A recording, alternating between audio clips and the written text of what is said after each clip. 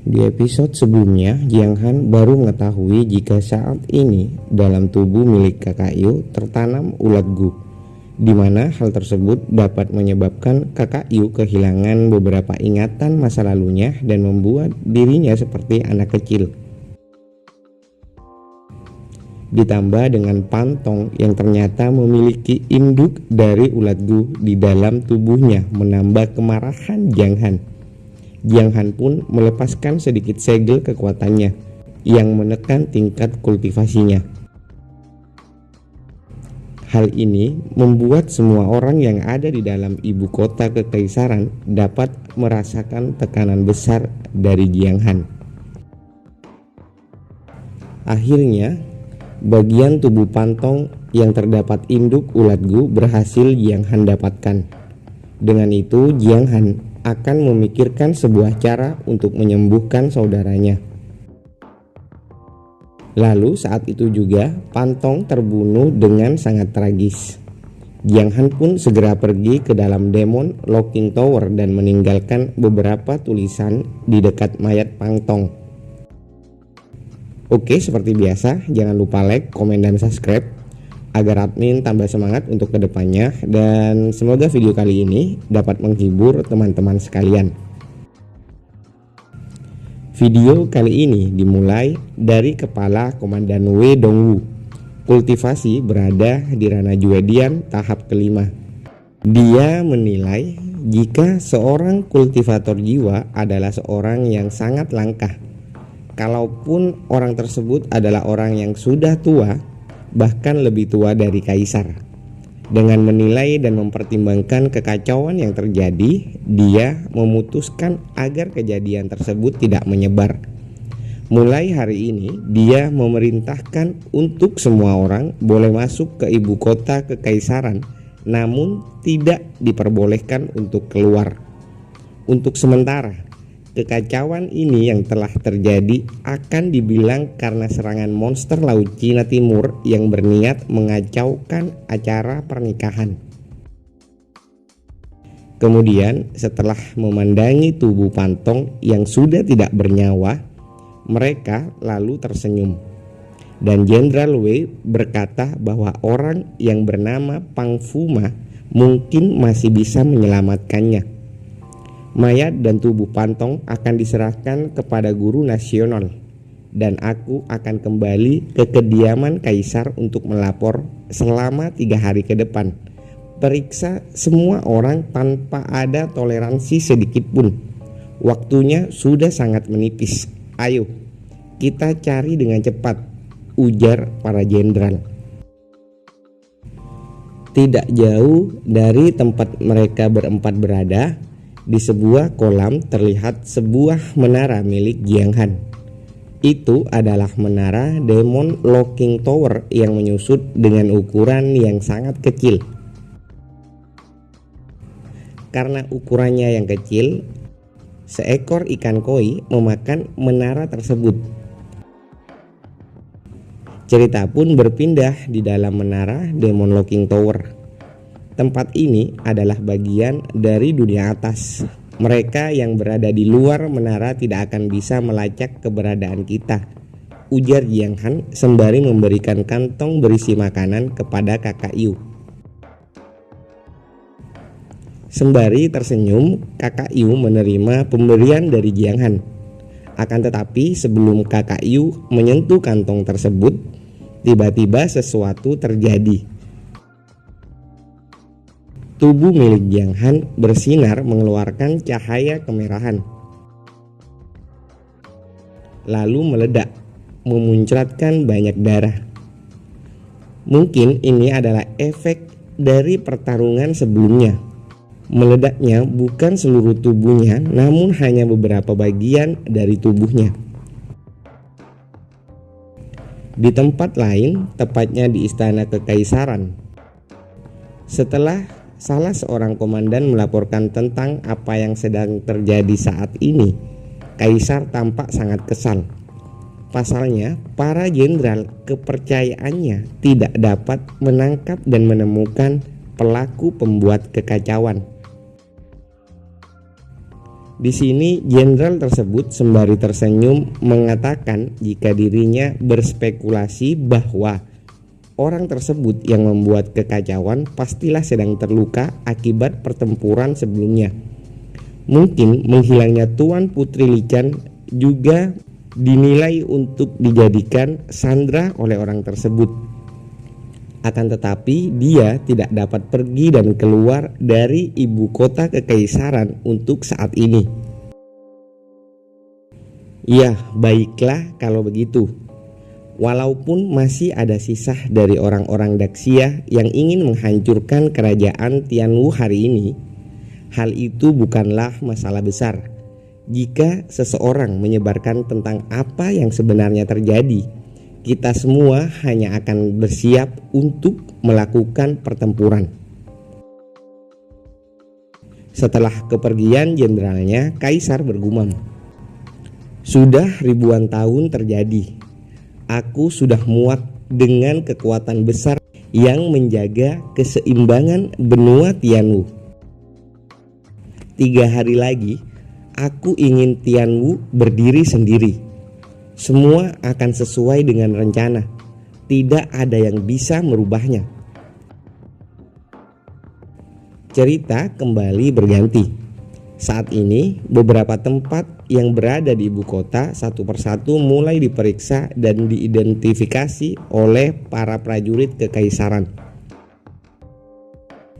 Semuanya cari mata-matanya dan orang yang telah melakukan kekacauan ini. Cari sampai sudut terkecil di ibu kota kekaisaran. Pastikan untuk menutup gerbang. Periksa semua kediaman sesuai daftar yang ada. Gali dan cek juga sedalam 3 kaki di bawah tanah. Jangan lewatkan petunjuk sekecil apapun, ujar salah satu komandan yang memimpin proses pemeriksaan. Mereka pun terlihat tiba di sebuah tempat. Salah seorang prajurit melaporkan jika kediaman yang saat ini ada di depan mereka adalah kediaman milik para penari dan musisi yang khusus akan menampilkan pertunjukan di acara pernikahan. "Baiklah jika begitu, aku akan memeriksanya sekarang," ujarnya sembari berjalan. Di sisi lain terlihat Ouyang Shu yang tampak gelisah dan khawatir. Tiba-tiba tempat ini menjadi damai. Ibu kota kekaisaran seperti sedang menyembunyikan sesuatu. Dan ketenangan kedamaian ini sangat menjengkelkan. Aku akan segera membawa para gadis-gadisku untuk pergi dari tempat ini secepatnya. Cerita kemudian berganti kembali. Terlihat ikan koi yang berenang di kolam dengan menarah demon locking tower di dalam perutnya. Saat ini tubuh Kakak Yu bergetar hebat tanpa diketahui penyebabnya. Ulat Gu yang berada dalam tubuh Kakak Yu seperti merespon sesuatu hingga membuat Kakak Yu seperti itu. Dia mencoba menepis keraguannya saat melihat Jiang Han sedang terluka dan saat ini tidak sadarkan diri tepat di hadapannya. "Siapapun dia, aku tetap harus menyelamatkannya," ujar Kakak Yu dengan yakin. Dengan segera Kakak Yu mencoba dan berusaha mengobati Jiang Han dengan seluruh kemampuannya. Di saat proses pengobatannya, induk ulat Gu masuk melalui tangan Jiang Han. Dengan tubuhnya yang masih bergetar karena sesuatu, Kakak Yu berteriak, "Sial, tidak, jangan seperti ini. Dia berdarah lagi. Walaupun aku tidak mengenal dia, walaupun dia seorang penipu yang telah menyamar, Ada suara di kepalaku yang mengatakan bahwa jika aku gagal menyelamatkan orang ini, aku pasti akan menyesal seumur hidupku. Ujar kakak Yu yang dengan tergesa-gesa membuka baju miliknya. Wah, sesuatu akan terjadi nih kayaknya. Di sisi lain, tidak jauh dari tempat Jiang Han dan kakak Yu, beberapa orang terlihat sedang mengamati kejadian tersebut. Mereka adalah si beruang dan pemimpin parah kera serta penguasa lantai kedua Demon Locking Tower. Mereka bertiga terus mengamati usaha dari kakak Yu yang dinilai sangat ceroboh dalam melakukan proses penyembuhan. Hal itu seharusnya tidak dilakukan oleh kakak Yu karena akan sia-sia.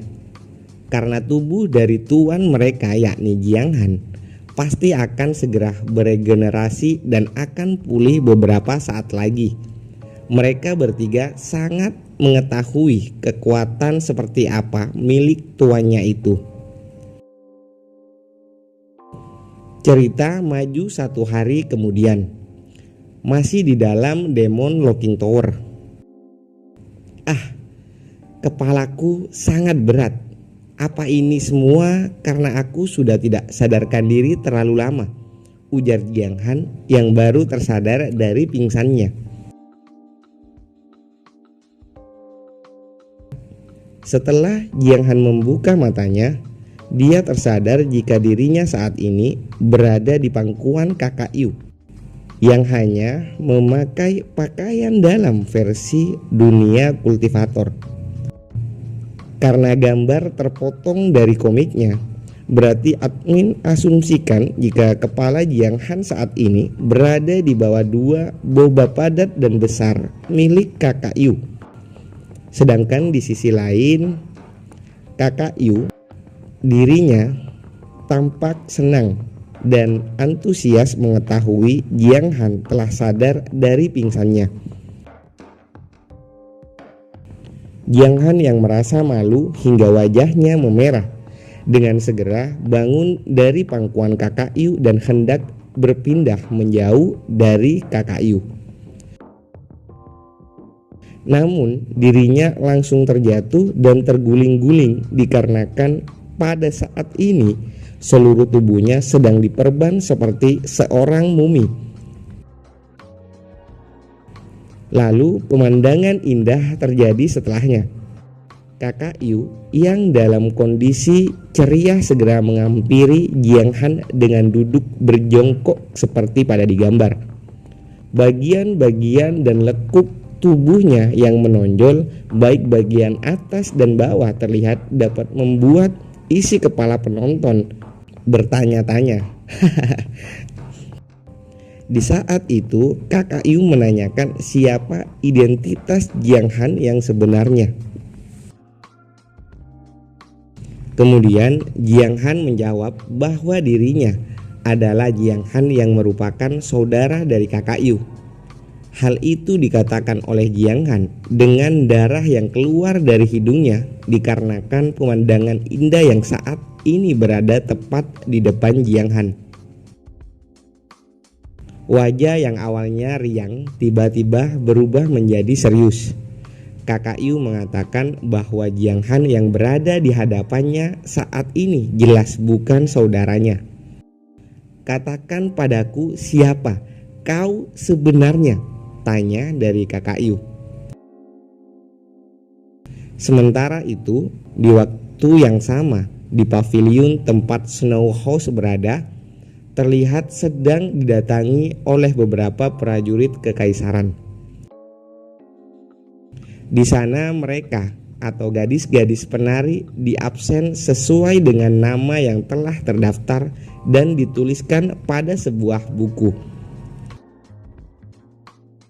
Sepertinya dari nama-nama yang berada di dalam buku ini ada seseorang yang belum hadir ke tempat ini, ujar komandan.